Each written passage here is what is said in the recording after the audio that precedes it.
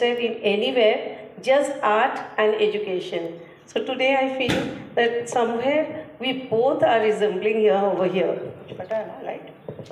कुछ शॉर्ट हुआ, सर्किट हुआ कुछ? नहीं, पीछे का कनेक्शन बंद हुआ है। मैं हमेशा यही बोलती हूँ, जो हम बच्चों की बहुत बड़ी रिस्पॉन्सिबिलिटी होती है।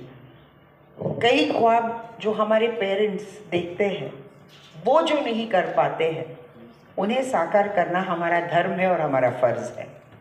अगर हर बच्चा ये समझे, जिंदगी बहुत आसान है, बहुत सिंपल है और बहुत सॉर्टेड लाइफ होगी आपकी। तो आपका जब आप आगे चल रहे थे, क्या हुआ कि आपका एक्सीडेंट?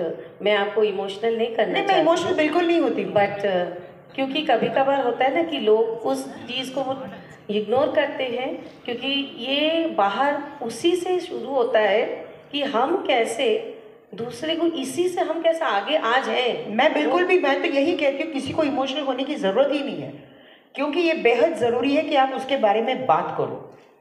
जब आप बात करोगे, आप आने वाली पीढ़ी को इंस्पायर करेंगे। ये बहुत ज़रूरी है। चीज़ों से भागना नहीं, चीज़ों को फेस करो, तभी आपके अंदर जो ताकत है। मैं कहती हूँ, मैं सिर्फ एक सुधा चंद्रन नहीं है इस हिंदुस्तान में, बहुत सारे सुधा चंद्रन है। हर किसी की जिंदगी में उतार चढ़ाव है। कहीं हम अपने आप को बहुत डिफीटिस्ट समझते हैं, विच इज़ वेरी रॉन्ग।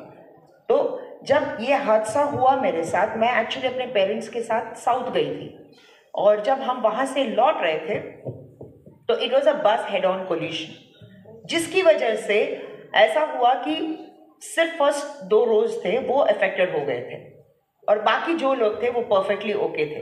तो एक्सीडेंट होने के बाद ह्यूमन नेचर होता है, अरे जो मर रहे मरने तो हमको क्या, बाकी लोग निकल गए, अब जो बचे थे वो हम थे। अब उसमें एक दिल्ली का लड़का था जो एथलीट था, उसमें पता नहीं कहाँ से इंसानियत आ गई थी। वो बेचारा 40 किलोमीटर भागा वो, और एक एम्बुलेंस लेकर आया फॉर द विक्टिम्स। हमको ले गए एक गवर्नमेंट हॉस्पिटल में, एंड वहाँ पर लेडीज़ वार्ड अलग, जेंट्स वार्ड अलग, बच्चों का वार्ड अलग। तो 3 दिन लगे मुझे ये पता करने में कि मेरे पेरेंट्स जिंदा हैं या नहीं। ये जो हम फिल्मों में देखते हैं, कई बार ऐसा हम बोलते हैं कि ऐसा थोड़ी होता है जिंदगी में, भाई ऐसा ही होता है। 3 दिन बाद I saw my mom and I saw my dad after 4 days। तो मुझे वो एक रिलीफ था कि मेरे पेरेंट्स मेरे साथ हैं, विदाउट इवन रियलाइजिंग कि I was hurt in the accident, और लीस्ट हर्ट मैं ही थी। मेरा सिर्फ एक छोटा सा कट था, और मेरा एक फीमर बोन जो था वो फ्रैक्चर हुआ था। अब चूंकि हम गवर्नमेंट हॉस्पिटल में गए, वहां जो इंटर्न्स थे, रात का समय था, ज्यादा ध्यान नहीं दिया, तो वो छोटा सा जो कट था उन्होंने वो स्टिच कर दिया विदाउट क्लीनिंग द वुंड, और उन्होंने प्लास्टर ऑफ पेरिस डाल दिया। तो अब 7 दिनों तक जो इन्फेक्शन बढ़ने लगा, that is when my father took a call. He said कि कुछ सही नहीं हो रहा है यहाँ, and as it was a government hospital. तब तक हमारे रिलेटिव्स आ गए थे, and then I was shifted to Chennai. वहां पहुंचने के बाद जो टॉप डॉक्टर्स थे, ऑर्थोपेडिक सर्जन्स थे, जैसे उन्होंने मुझे देखा, उन्होंने कहा, हे भगवान, ये किसने किया? तो उस हालात में भी, या उस हालत में भी, मैंने डॉक्टर से यही पूछा कि क्या हुआ?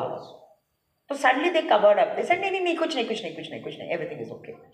बट 15 days मैंने देखा कि द लेग वाज डिटोरिएटेड। जब वो क्लीन करने आते थे, तो जो क्लीनिंग स्टिक होता है उनका, वो एक साइड से जाके दूसरे साइड से निकलता था, और मुझे दर्द नहीं होता था। तो मैंने कहा कि ये कैसे अंदर से कैसे निकल रहा है? तो अंदर क्या हॉलो हो गया है? तब मुझे पता चला कि गैंग्रीन हेड सेटल। तो गैंग्रीन वो है जो आपके पैर को खाता जाता है, तो आपके मसल्स टोटली गए थे। And my father kept telling the doctor, he said कि she is a dancer, please save her leg, please save her leg. मतलब एक अपील होता है एक माता पिता का, और क्या बोलेंगे वो।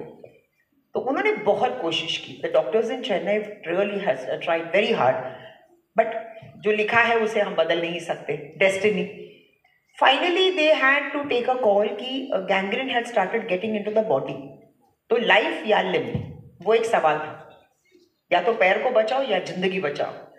तो चूंकि मैं माइनर थी तो मेरे पेरेंट्स ने ये डिसीजन लिया कि no, we will definitely take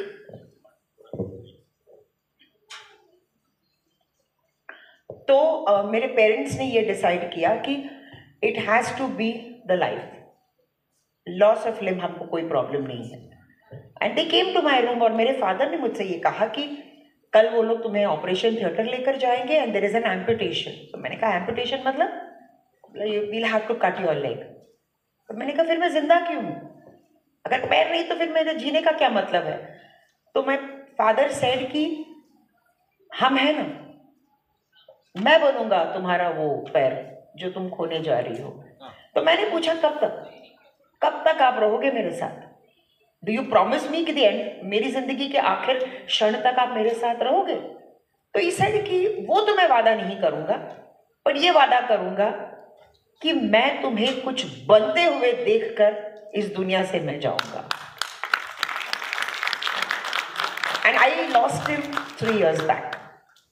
so he saw my success, he saw my struggle, और उस स्ट्रगल में सबसे ज्यादा कंट्रीब्यूशन मेरी माँ का था।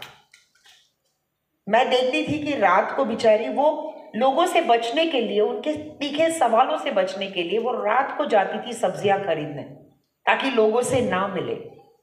बिकॉज हमारे हिंदुस्तान में प्रॉब्लम ये है, अपने घर की चीजें छोड़कर बाकी के घर में क्या हो रहा है ये देखने में ज्यादा इंटरेस्ट है लोगों में। तो लोग आके मेरी माँ को पूछते थे, अरे क्या हुआ, आप तो अपनी बेटी को तो एक्ट्रेस बनाना चाहते थे। हालांकि उस टाइम पे कोई एक्ट्रेस की बात ही नहीं हुई थी, बट वो वर्ड्स जो होते हैं ना उस वक्त, खास तौर से जब आप बहुत लो फेज में होते हो, जब लोग आपको टोकते हैं, तब या तो आप टोटली सिंक हो जाते हो, या तो आपके अंदर वो एक आउटरीच आ जाता है कि अगर लोग ये बोल रहे हैं तो ऊपर वाला मुझे वो शक्ति दे दो कि मैं कुछ कर गुजरूं। मैं सिर्फ प्रे करती रही, क्योंकि मेरा आज भी यही मानना है कि इंसान हमारे लिए कुछ नहीं कर सकता, जो भी करता है वो करता है। और जब आपकी जिंदगी में कुछ होना होता है ना, तो वो ऊपर वाला उन किरदारों को आपकी जिंदगी में प्लेस करता है। तो वैसे ही जब इस एम्पुटेशन के बाद जब मुझे ऐसा लगा कि मैं क्या करूंगी, 1981 में डॉक्टर पीके सेठी को रैमन मैग्सेसे अवार्ड मिला जयपुर फूड के लिए। तो मेरे लिए तो ये था कि सडनली चेन्नई में जो डॉक्टर थे वो भागते हुए मेरे पास आए, बोले the god has listen to your prayers. तो मैंने कहा व्हाट? इसे see the Jaipur foot has been made only for you. मैंने कहा फॉर मी? बोला yeah you gonna use this and you gonna dance, you back on stage. उन्होंने ऐसे ही बोला था, पर मैं वही बोलती हूँ, कई बार जब हम कोई चीज ऐसे बोलते हैं ना, तो ऐसा होता है कि जो शिवगण होते हैं ना वो आपके आसपास घूमते रहते हैं, वो जाते जाते तथास्तु बोल के चले जाते हैं। तो शायद उस वक्त ऊपर वाले के कुछ दूत नीचे घूम रहे होंगे और उन्होंने कहा तथास्तु। एंड जब मैं जयपुर गई, मैंने डॉक्टर सेठी से मिली, तो मेरा पहला सवाल था कि डॉक्टर क्या मैं डांस कर पाऊंगी? तो उन्होंने कहा हाँ, लोग साइकिल कर रहे हैं, लोग भाग रहे हैं, लोग स्विमिंग कर रहे हैं, डांस तो तुम कर ही पाओगे। तो मुझे लगा वाह, तो ये तो केक वॉक है। बट उसके बाद मुझे पता चला कि 3 साल मुझे बहुत स्ट्रगल करना पड़ा। कई बार ऐसा था कि स्टम्प ब्लीड करता था, नहीं कर पाती थी, छोड़ना पड़ा। बट हर बार जब मैं ये सोचती थी कि मुझे नहीं करना है, तो मैं पलट के अपने फादर और मदर के फेसेस को देखती थी। तब मैंने कहा कि नहीं सुधा, अब और नहीं, चाहे कुछ भी हो जाए, तुम्हें वो करना है which will make your parents feel very proud of you. But मैं भगवान से एक ही चीज मांगती रही कि मुझे वो एक अपॉर्चुनिटी दो, give me that one opportunity कि मैं कुछ करूंगी और लोग बोलेंगे कि ये सुधा चंद्रन के माता पिता है। That is all that I wanted to give my parents.